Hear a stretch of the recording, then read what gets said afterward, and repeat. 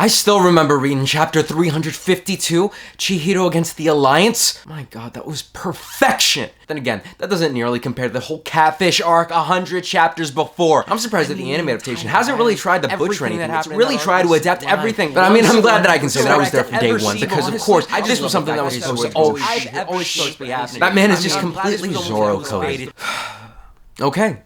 Sorry, I think I just got a little bit ahead of myself, but I think I forgot to explain what is Kagura Bachi. So, let's get started. Hi y'all, I'm Bayfond, and once again, I am completely astonished by how far the internet is willing to take a joke, as shown with a new standard in anime and manga, Kagurabachi, a series that, before its first chapter, already earned its place in the Anime Hall of Fame and has already claimed a seat at the throne of the big three Shounen. Not to mention that it's also been able to amass a large following, with animations being made all throughout, and voice actors all taking a shot at voicing our titular Chihiro. And memes everywhere. There's probably no place you can turn to that doesn't have at least like a little section dedicated to this series. But I think one of the most surprising things of all is that this series is actually pretty good. Kagurabachi is a dark shonen that has some real potential to it, and that is really what fueled the flames to this fire that's engulfed the entire internet.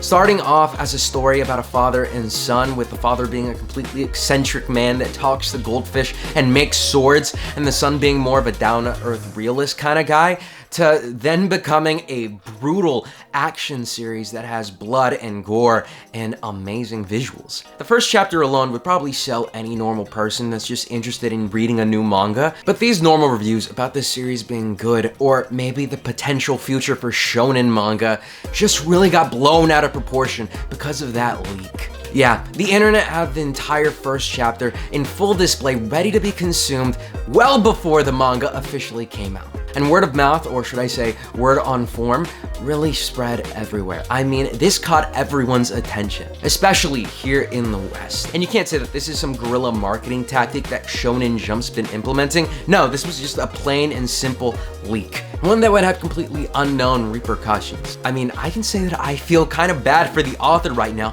because just releasing the first chapter for his new series and it already garnered this much attention, he really wasn't expecting any of this to happen, and he says it so himself in this interview over here, where he talks about receiving letters from America talking about jokes and things that he doesn't really understand, and they're just completely unhinged and weird. But he just follows it anyway because, hey, what else can he really do in this situation? His manga's already taken the world by storm, and no one really knows what it's gonna be about. I mean, I guess you can say it is pretty easy to see that this is gonna be a revenge manga, but how far is it gonna go? To what level? Who are we chasing in specific? And what's really going on? Those are all the things that I'm saying that we don't really understand and what we don't really know about. We only know the base level, the entry level things to everything here. And that's what makes it interesting too. But the West's obsession of taking jokes to the next level is insane. Insane, but admirable, because this is pretty good. But I guess it isn't just Kagurabachi fans that have high expectations for this series, because Shonen Jump also put this on their next wave lineup. Full front and center, so this kind of has high expectations from Shonen Jump as well. Maybe all this hype might not turn out to be unfounded. So let's talk a little bit about the world of Kagurabachi, what it could potentially be, and why people love it so much. I would say the first real element of this world that I think was really cool was the blacksmithing. Chihiro's dad, Kunishige, was basically the best blacksmith in the world, and he made the best weapons that just ended a recent war. That alone sounded pretty badass for the guy. And then we meet him, and he's just a complete nut job, an eccentric man that you really don't understand how he could have been able to complete these feats. It wasn't until the reveal of the magic in the swords that really made everything kind of click. Why is he talking to goldfish? Well, because goldfish are the actual power to the weapon that he's using. Are more weapons like this gonna be shown in the series? Maybe even made by his own dad? I'd assume so. And then that time jump with the air of mystery really shows you that the series is not here to kid around. Somehow, we don't know, but we can assume Chihiro's dad is dead. And now he's hanging out with Shiba, the guy that came in earlier to the shop. And they proceed to level and completely decimate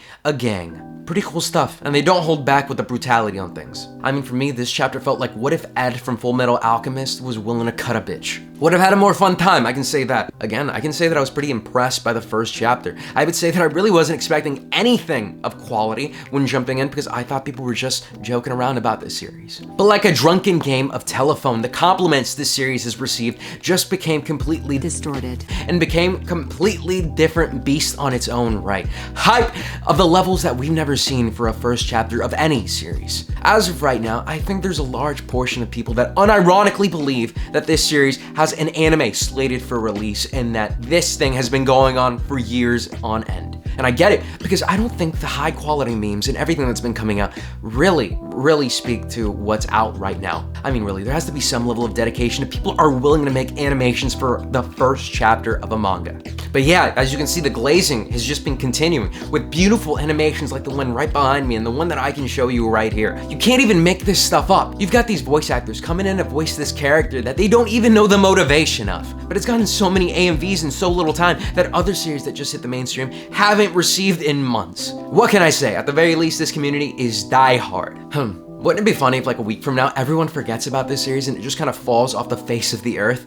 Everything that was done and all the hard work that people have put in just kind of, you know, boop, gone. It's a real possibility. And people have the attention span of a goldfish, so they're willing to chase the next shiny thing that comes up next. Chihiro right now seems like a decent MC, pretty stoic and pretty standard when it comes to MCs of this genre, but the fact that he has two swords makes people want to compare him to people like Zoro, which, okay, I guess I can kind of see, but then you just see memes about this guy going up against every single MC in this entire genre. Every time that it comes up, it's either, this again, or I didn't expect it at all. I just really want to see where the longevity of this is gonna go. I would say if you haven't read it, why not? It's only one chapter and it's pretty good. Maybe you're afraid of joining this bandwagon if you do, but hey, it's just the manga. Maybe you should wait until the anime comes out. How about that? But until then, as always, I was Bayfond, and I'll see you guys next time.